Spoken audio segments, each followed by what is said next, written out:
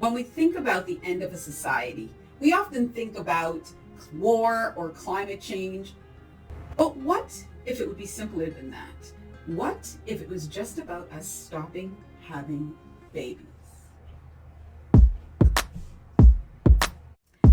Oh yeah, my last video on why are women deciding to stay child-free got me thinking about the power that we as women have when we decide to have families or not. So I thought that I would follow that video up with this one, which is how will this affect societies as a whole? How will society continue to survive economically if women decide to remain child-free? According to the World Economic Forum, for the last 70 years, fertility rates have been dropping worldwide. And there are some reasons for it. We're getting much better educated. The workforce is opening up for women. The increasing cost of raising a child. The fall in fertility rates, however, isn't all about sperm counts or all of those things, but instead there are some major issues that are arising. This means that we're having smaller families, and that I don't think is a bad thing. Falling fertility rates means that every country in the world will have shrinking populations by the end of the century.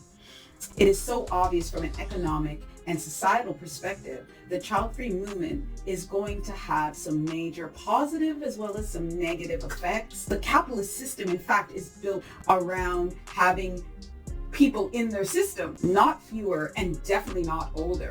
They need to have a sustainable working force.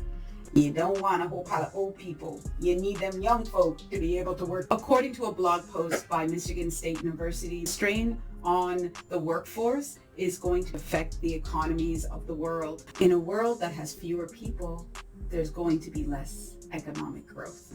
A smaller workforce means that we're going to have to work smarter, just maybe more efficiently, and maybe we will adjust the way that we look at things. There's going to be an effect. And when we have these lower birth rates, it will help us figure out how to cultivate the people that we do have. We're going to have to look at the impact on how we are cultivating our skilled labor force and putting pressures on the resources that are already existing. High rates of immigration are going to be the answers.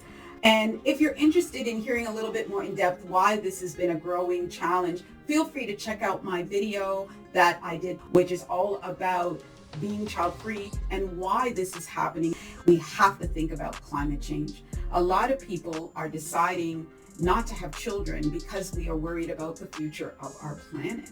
They're scared that their children may have to live through some pretty tough times because of the changes in our climate. This was definitely captured by an article from The Guardian, which talked about the way that people are scared for the future and how climate change is going to cause a lot of problems. A study was done where 600 people between the ages of 27 and 45, 96% were very worried about the world that their children were going to inherit. One 27-year-old woman said that she didn't think it was right to bring a child into the world when they might have to live through these hard times. 3/4 of these young people agreed with the statement that the future is frightening. More than half felt that they will have fewer chances at life than their parents. Nearly half said they were so worried about climate change that it was affecting their daily lives. Young climate activists have said that these feelings of worry are so common. And it is. Even when I talk to people around me, people are worrying about this.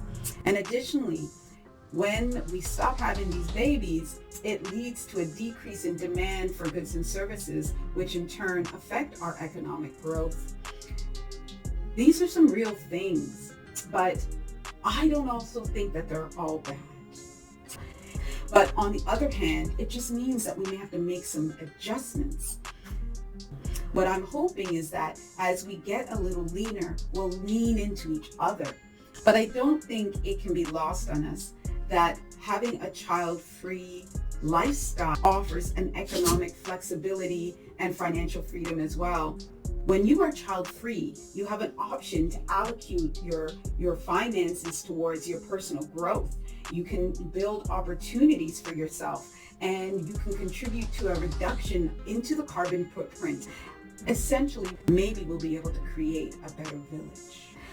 And keep saying, give a woman opportunity and some education. It means that you get to step into a fullness of your life. And there's nothing wrong with having babies. Please don't get me wrong. I got a whole pile of them myself. I got 4 and grandchildren. And there's something beautiful about that kind of legacy. But there's also something amazing when we get to step into our power.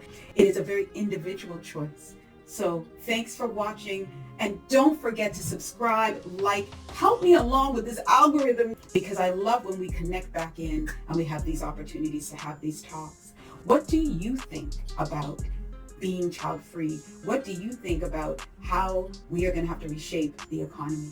Put it in the chat. Let me know. And until next time.